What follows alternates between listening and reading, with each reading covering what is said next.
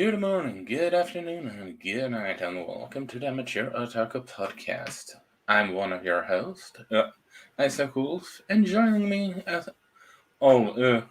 for this spyful family fun is none other than the elegant Otaku, Novice Cenophl. How is it going, bud? It is going great, my friend. These last episodes have been really fun, so can't wait to talk about Spy Family. Yeah. And on the other end on the spectrum, we have the other Peanut, the Scarlet Fan. How's it going, buddy? It is elegantly going furious, secretly, telepathically, and enjoyably, with very little blood unless it's on your clothes. That was a lot of words. That is certainly a lot of words. Say that And it was still the wrong answer. as per usual. And, as the title suggests, we are talking about episode 7 and episode 8 of Spy X Family, which the first of the list is called The Target Second Son, where it's focused on Anya trying to making amends with his target's son, and let's just say that it doesn't go well. And Understatement of the year. I just find it so funny how Lloyd isn't even subtle about what he wants Anya to do, and she's the only one that noticed all, or should I say, understand what's going on. Just what's her friend's name again? Becky. You would know better than I because I'm terrible with character names, and they're all still new to me. Yeah, but her friend, she doesn't even get a big of a reaction when she look at Anya's plate and said, "That's some weird. That's a weird dish," and it says "sorry" all over it, which is kind of funny, honestly. And I don't know about you guys, but the last frame. It is. I'm sorry. It is Becky Blackwell. Okay, then I remembered correctly. Thank you, Peanut. So the thing when he checks on her and he finds out that she tries to study on her own because she isn't. She's just. She just can't handle all the thoughts and all that. Yes, just when I think about why she must study like crazy and yada yada yada, and he finds her fall asleep on the desk. That scene is kind of adorable in my book, and also I know that I'm jumping back on this sort of episode, but we have a tsundere on our hands, doesn't we?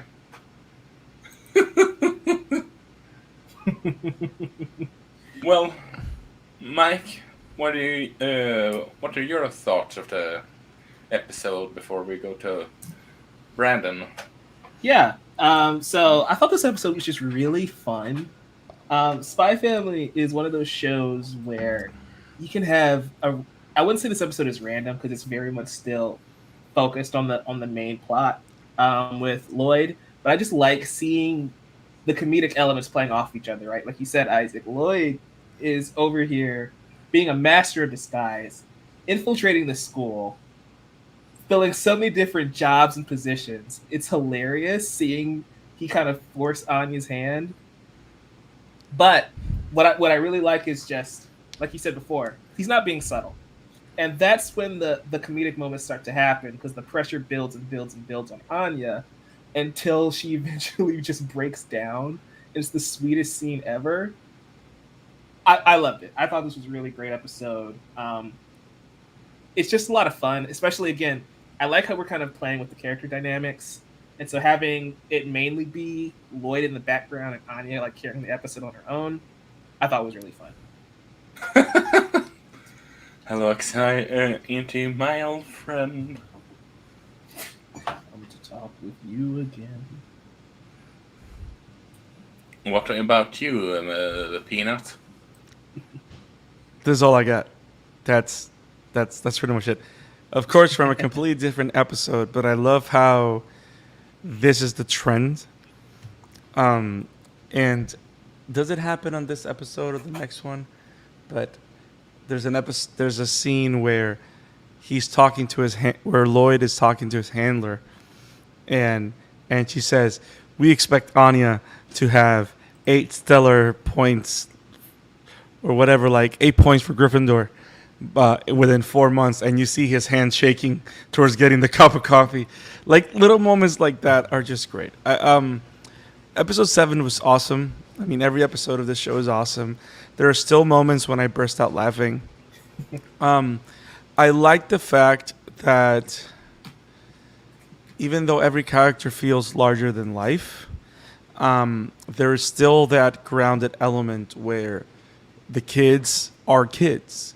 So, like, for example, that whole thing where Anya's trying to say she's sorry, but not being able to handle the pressure of hearing what other people say and think about her, which is a very typical kid response. And then the whole thing with Desmond, where he's kind of falling for Anya, but he can't admit it because, he's the cool kid, which is a very kid thing. So I like the fact that we see these scenarios that are funny and very very anime, but they're also very cute and grounded for the type of characters that it happens to. You know what I mean? Like, sure. Everything that happens to Lloyd is an adult situation, but it's outrageous. Everything that happens to Anya are kid situations, but they're outrageous. And of course, Lloyd being Lloyd, I kind of like the fact that we got an episode where we can see Lloyd do spy stuff, because we don't see him do spy stuff in every single episode. Right. So I like that when we do get to see him, it's pretty cool. But also, I think, but going back to what Isaac was saying, I do love that we continually see, even though that this one feels like it has the airs of a filler, right? Which is kind of like what you were saying, Mike. Like it feels like a random episode, but it is within the story. It's not outside of the story rails, right? I like the fact that when you have genuine family bonding moments where these characters have, like Yor and Lloyd talking about Anya, it's like parents talk about their kids. You know what I mean? In an ideal scenario, those are the conversations that should be happening, right? Right. So you see those little moments where that family is growing closer and tighter and understanding, but like they're not thinking about that way, but that's what's happening. And I like how we can kind of see that happening in the background. So I don't know. I like the episode. It was awesome. I love because it has all the elements that keep making Spy Family such a unique and interesting blend of flavors. It was elegant. Indeed, it kind of has that feel, like you were talking about seeing Twilight do his espionage for once, right? Right. And it's interesting how easy he can break into the school, and it's like, why the heck do we need Anya to infiltrate this school if Lloyd can just get in there any second he wants to? And it's just it raises those questions. Yeah. I know that there's a bigger reason to that, but it's just it plays into the joke, right? Of right. He has to go through all of this work to make sure Anya does what she needs to do, and it's just hilarious. No, and and also that moment where, like, the little moments where everything fails, and you can hear in the background Lloyd dropping a plate or dropping something because you know that he's entering in an existential crisis. Yes. Like the moments where you can just hear this happening in the background. And I find it funny that whenever he's in character, this kind of like blurts out randomly. Yep. And it plays for comedy in a great way. But I think the funniest moment, can we agree that the funniest moment of the entire episode was when Desmond, what's the word I'm looking for? Declines the apology, and you got the zoom into Lloyd's face. He declined the apology.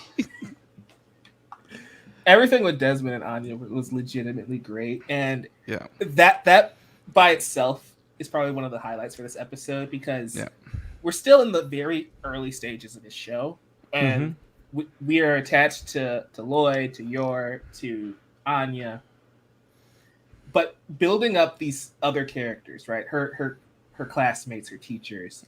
Right. That's where I get a little nervous because if that doesn't work, the show can fall apart. And I was really glad to see finally putting Anya in that school setting, seeing all of the other characters in her world kind of become a little more developed. I'm glad that it turned out well. because again, changing that family dynamic, having that shift, you're always kind of like on the fence, like, I like the first few episodes. It's going in a different direction. Will this work? And suffice it to say, it's pretty awesome. Yeah. It is very awesome. Isaac, you can talk now. I'm sorry. Now, do you have anything else for this episode before we go to the next one? I think I'm good on episode 7, personally. Peanut? I'm good. Let's do it. Now, but talking about Tongue Twister, the counter-secret police cover operation. Say that 10 times fast. But I'm not going to do it. The counter secret police cover operation. Okay, I'm sorry. 2 times was enough. Let's keep going. And now we sort of get introduced to Yor's brother that we got somewhat of a brief introduction to early in episode 2. And he certainly is something. That's for certain. He's great. He's great, honestly. And he is an interesting fold to the entire cast, if that makes any sense. Oh, he brings I love what he brings to the cast, though. Like I like that. Here's what surprises me about this character. What was his name again? Yuri. Oh, oh my God, that's very not creative. I kind of just noticed it. But then again, it works. What I hate about the character, but at the same time love about the character, is the fact that it is technically just a male version of Yor. Oh, 100%, and it's creepy. but at the same time, it works so well. Like, you know what I mean? Like, sometimes when you see duplicate characters to a degree, they tend to be drastically different enough that you can kind of take them apart. Like, it's very hard for you to not sense that, yes, this is meant to be a carbon copy of Yor to a degree, almost to a T. But because of how they present him and how, in the key factor that they're different is how they express their care for each other. That's like the big difference. I don't know. It works so well. It's not something that harms the series. I loved him in this episode. It was just great. It was great. Oh yeah, for sure. It's interesting that you mentioned that he's a copy of Yor, right? Because that's what makes him the perfect foil for Twilight when you really think about it. It's because he and Yor are so compatible, this facade, this fake family all pulls together. But I like how you invert that and you see why they're great rivals with Right. Yuri. And so it's going to be really interesting to see the cat and mouse game that they're playing, especially since I'm glad in this episode they established that Twilight is a fantastic spy, and he caught on to this right away. I'm glad somebody besides Anya knows the other person is lying for the first time ever in this series. So it'll be interesting to see how that relationship kind of has the back and forth, the ebb and flow going forward. In this episode, though, specifically, it's hilarious. It's great. I love every second. I actually like the way. I actually like the way how you see the different.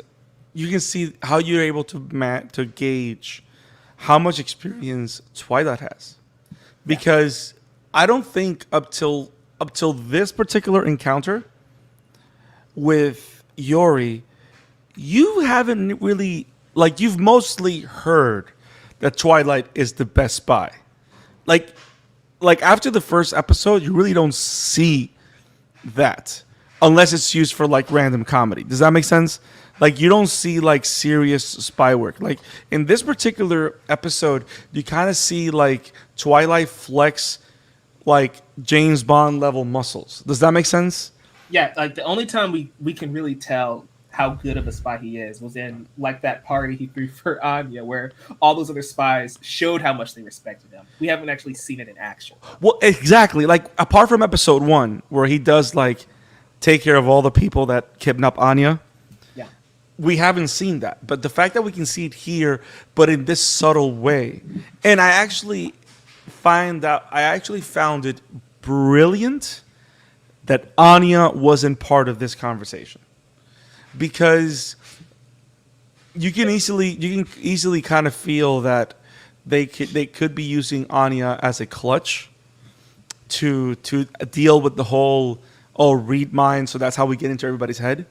But I like that she wasn't here in this equation, because you can kind of see Twilight being Twilight, and then you of course have Yori being Yori with whatever experience he has. So I really like that back and forth without Anya being present. Does that make sense?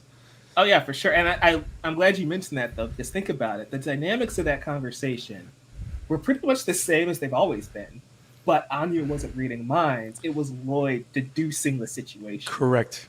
Which is what made it so great. It's a conversation or a dynamic we're used to, but pulling her out and having him figure out what's going on is what made it way more satisfying than it had any reason of being. And also the levels of knowledge and experience, because you can tell that Yuri, of course, is up and coming in this world, but Twilight is the master.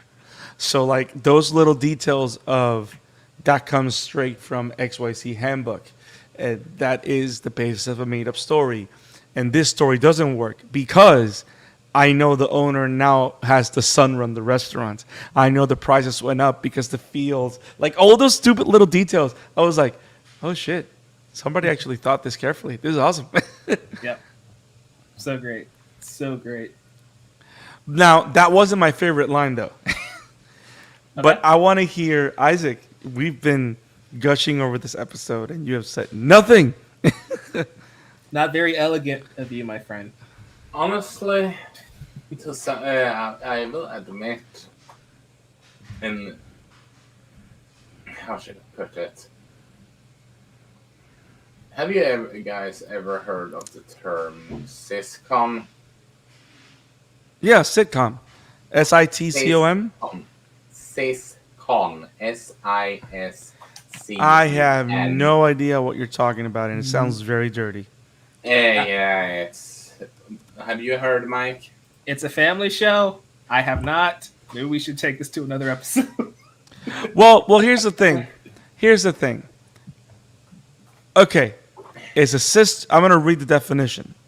Sister complex is a state of strong attachment and obsession to a sister. It's commonly abbreviated as siscon, and in the case it's also used for brothers and sisters who have a strong attachment obsession to their sisters, which I argue that Yuri has. And well, while it's understandable why he has it, it's sort of, I know it's because of the comedy aspect, but honestly, I think it's kind of creepy.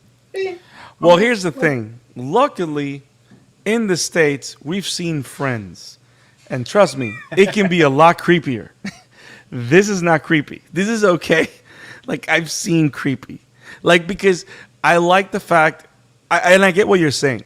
It can feel kind of creepy, but they don't make it where I'm gonna say it. I'm gonna say it. We're all adults here except Anya, but she can Speak read your my. truth, King. But she can read my. She can read minds anyway.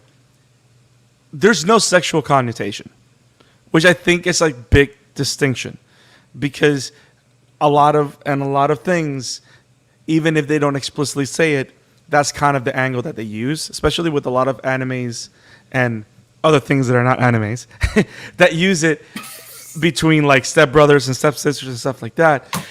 God dang it. I have to say it. It's the world we live in. They make it worse. Here, there's none of that, which is why I think it works. Because you got to think about it. The reasons that he uses to explain his attachment are 100% valid, even in real situations, which to me kind of grounds everything. You know what I mean? Like, it's not like outlandish. You know, it's not like it's like, cartoony. Exactly. It's not, it's my not mind beyond never went to where Isaac's went, apparently. Exactly. It's not something that I wouldn't show my kids if I ever had any. Yeah. You know what I mean? Because trust me, I've seen creepier. I mean, it reminds me of, like, think of other relationships. Like, think of Rock Lee and Guy Sensei, right? Right. That is way over the top, and I feel like this is just a similar vein of it's over the top and ridiculous at some points, but it's not intended to be anything more than what you're actually seeing. Right. There's no undertones to it that are dirtier than what they probably should be for a children's Exactly. Exactly. And I think that's why it works. And that's why we can still laugh at it. Because I think that it would lose the charm that it has if it didn't go that way. Now, Isaac, I'll shut up and I'll let you talk before I talk about my favorite scene. You talk a lot. That I didn't know.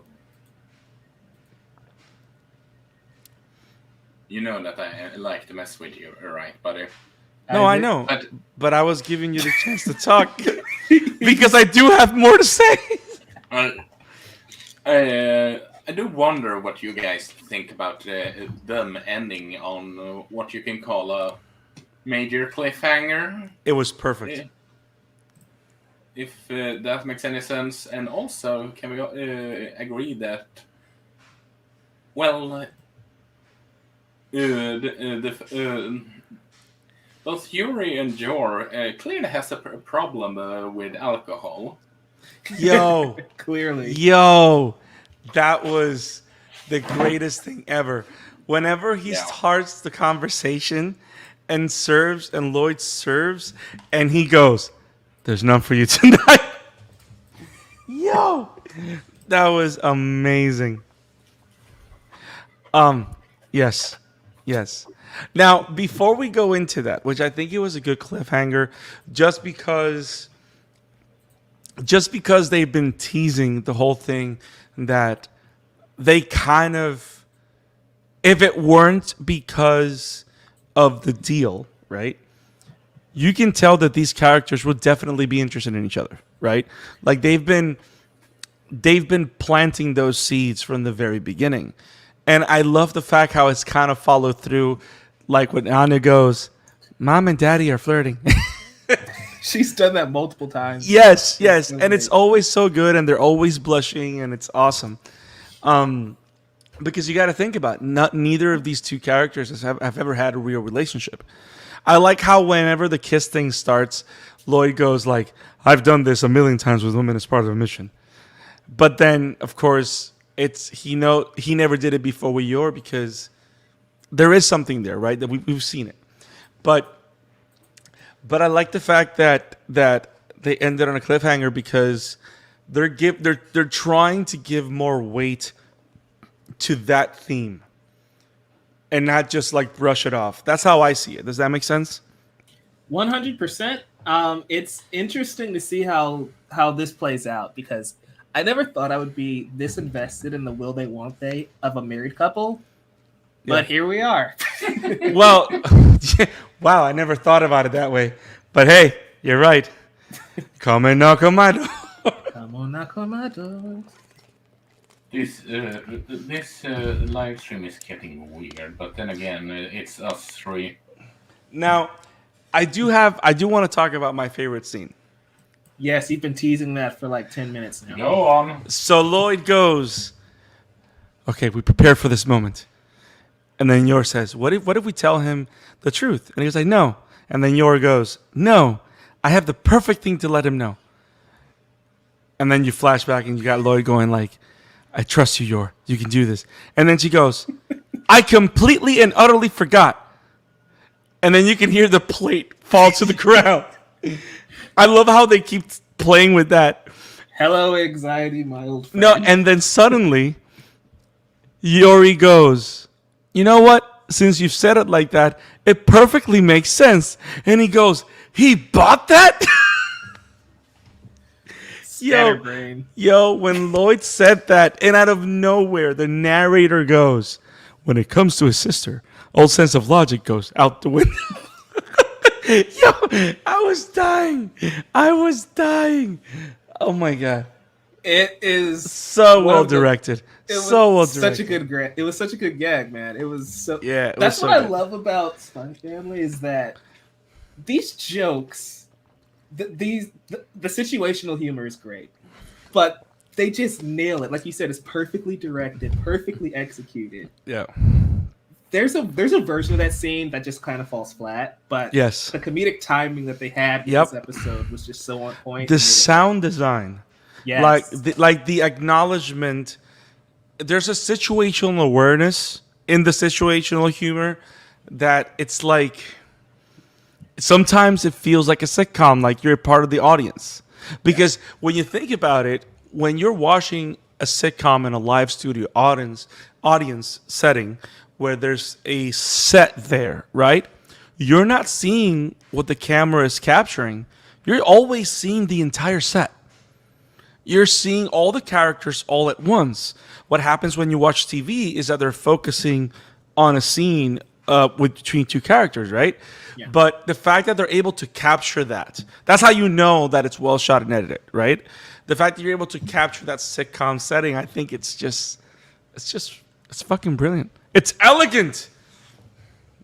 Elegant. And like I said, I know that it's not like unrelated to the episodes, but since you said elegance, you will understand soon why I love Henrik Henderson.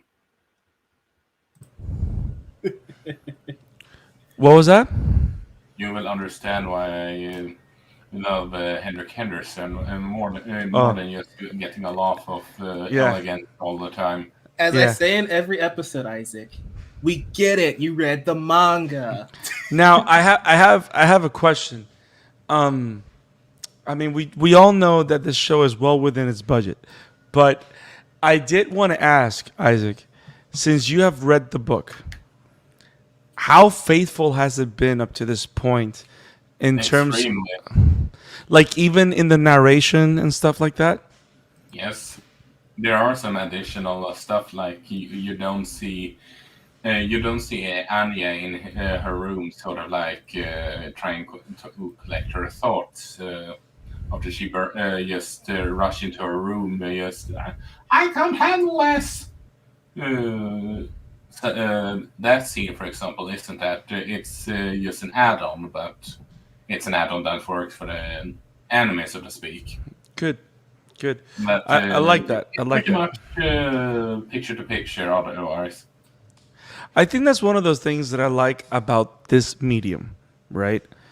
When you transfer from, I don't know why it's so hard for DC Comics, but that's a different story. But there's something that I like. He knows where I'm going with this, right, Mike? Unfortunately.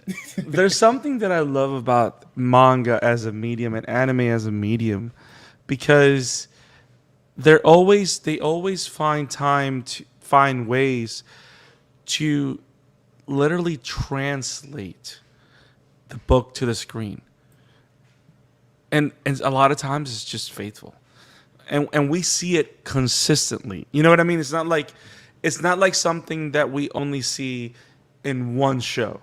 It's something that we see consistently in a lot of them, and for some reason in the States, it's easier to just, oh, let's just grab this one thing. No, just grab the whole thing. It's good for a reason. How hard is it to make Infinity Gauntlet an actual animated movie, and we see Thanos try and win the heart of Lady Death? That's all I want to see, y'all. Marvel, hear me out. Well, here's the thing, though. In the what if universe, you never know. Yeah. See, Visions is better. eh, eh, eh. Awesome episodes. Spy Family's awesome. Indeed. Yeah, Isaac, I want to hear your actual like thoughts on Yuri though, because we kind of derailed a little bit with his relationship with Yor. What did you think of like his character introduction and all that stuff? It's a good character introduction, considering. I mean, don't get me wrong. It's understandable why he is the way he is towards his sister, considering their living situation. But and I also agree with you guys on why it's a perfect toil, sort of like speak. Because it's sort of like Mr. and Mrs. Smith, but in terms of, in a brother-in-law's situations, if that makes any sense. I honestly, I don't, because of your, this is no spoiler, so to speak, but because they are in middle, it's, I can say that because there is no way, not even close to the finish line, or so to speak. But I believe myself that they, and this is something when I read the manga also for the or should I say this chapter, that I think they are building up to a fight between him and Twilight, Lloyd and Yuri, instead of Twilight and Yor, and having her being sort of like, who should I help, being torn between her quote unquote husband and brother, because she, just because of how she connects, going to connect with Lloyd moving forward.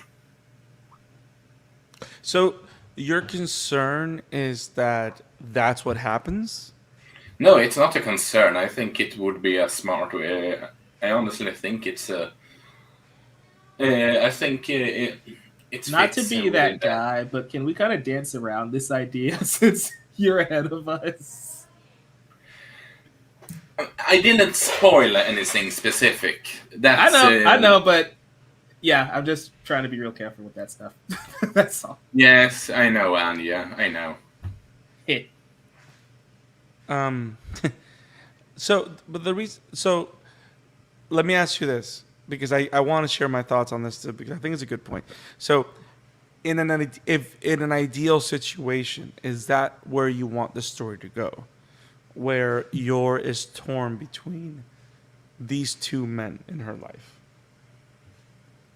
I'm open for the idea, because I can easily see that happen, because we have talked about it earlier.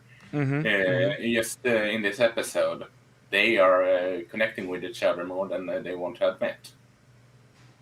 I mean, if Twilight weren't sorry, if Lloyd weren't a spy, and he truly was a biological father of Anya and all that kind of gas, I could see them, him, well, sort of like quote unquote falling for not suppress any potential falling for her, if that makes any sense. But you still haven't answered the question. Do you want that to be the direction they go? I don't know, but I'm open for it. Okay, fair enough. Because I kind of like because I like that idea. I want them to surprise me, but I kind of like the idea, and I like how introducing Yori kind of sets up, because I can see it be because right now we've seen, more than anything, it's been very lighthearted right? Nothing has been overtly serious or anything like that. But I can see how that can be some serious good drama, because not just a triangle between Yori and also and Twilight, but also how, while that's happening, you can have Twilight's agency and yours agency also inside of this, and kind of You being mean yours agency? no your as in she has a handler that tells her who to kill. Oh, so you mean I just felt you were talking Yeah, about that. but not just, and then the idea that because exterior components are driving them to kill each other, right, in one way, shape, or form, that's kind of the reason why they come together as a family. Because personally, what I enjoyed most about Yori's introduction is that there is no way that he's not part of that family.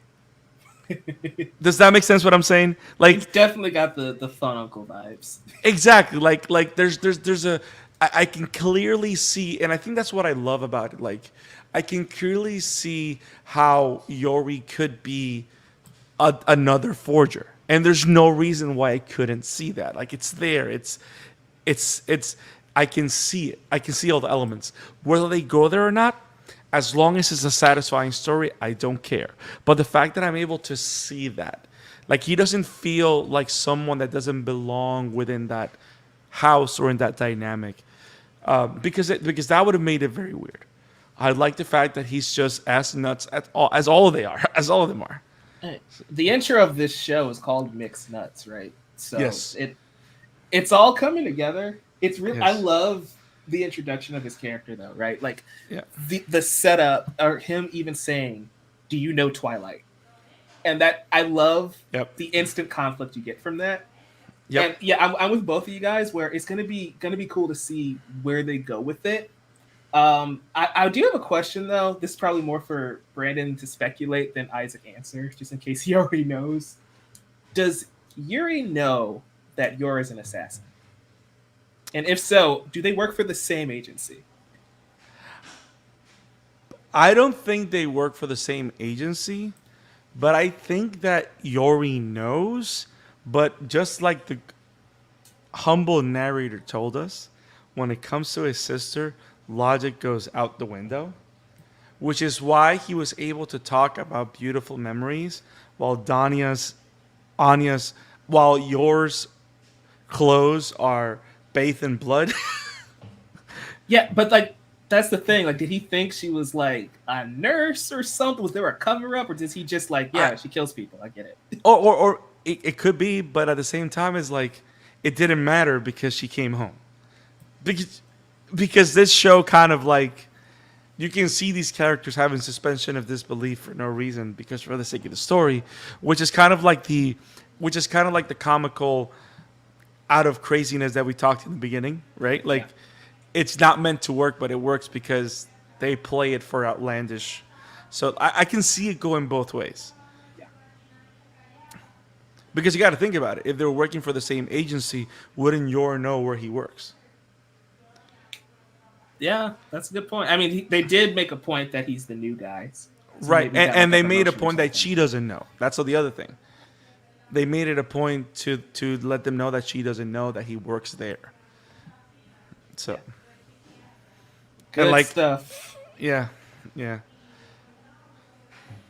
But I think, can we talk about the whole Black Widow vibes that we're getting from Yor? Like, she's been doing this. She's been killing people from like very young. She was in the red room. Yeah, and I keep having laugh every time she freaks out. It's like, oh no, he can't find out that I'm with Lloyd, so I can keep killing. like, Yeah, there's like yeah, we know his mission, we don't know hers, so that is just always a scary and hilarious kind of Yeah. soundbite. it's like Dexter. Yeah. I love how she walks in as a child though, and it's just like, oh, don't worry, no, this blood is mine. It's like, That hey, raises more questions, sister. exactly, and it's like, hey, don't worry, I got paid a lot, so I just bought you this book. So great, so great. Yeah. Da, da, da, da, da, da, da, da, da. Yeah, it's interesting to hear your guys' thought about the whole thing. That's the only thing I'm gonna say. He's laughing at us in manga again. Yeah, Bastard. of course I am. I kid. But yeah, that's all I've got on this batch of episodes. It's fun as always. awesome. I love this show. Yeah, it's awesome. We got another It's, 4 going- for the first core, right? I think believe so. I believe so. And also, we are talking about making this weekly show also, just so you guys know. So we are going to return for this next week. And, well, with that said, like we started, well, you can find my work at Wobem Entertainment, and you can find me over at Emblem Maniac on Twitter. Do you guys have anything else to say before you plug yourself? I will plug my no. I don't know. I'm excited to to talk about the show and all the awesome anime that we cover every single week at the Amateur Otaku podcast. Stay tuned. We got awesome stuff coming. Indeed. Do you have anything to say about the episodes, Mike, or should we, or do you want just to plug yourself? I will plug my work. Yes, sir. There's nothing else I have to say about this batch. Fun times. Can't wait to discuss and watch the rest of the season. But you can find me at Novice Cinephile everywhere: Twitter, Facebook, TikTok, YouTube. On the YouTube channel, a lot of cool stuff is going to be up there, including, I'm glad Brandon mentioned this, but there's a video about manga versus comic books that's going to be on the channel in like a month's time. So Looking forward to it. stay tuned for that. And yeah, you can find me here talking My Hero Academia, Spy Family, Attack on Titan. We all the know good that stuff. manga is 1,000 times better. For the sake of this channel's demographic, yes. Watch the video to find out. Dun Wink. dun dun dun dun. Wink, wink. Yes. But, well, that's for today. Have it awesome, everyone. Peace. Peace. E fica boca, não é oferece tudo.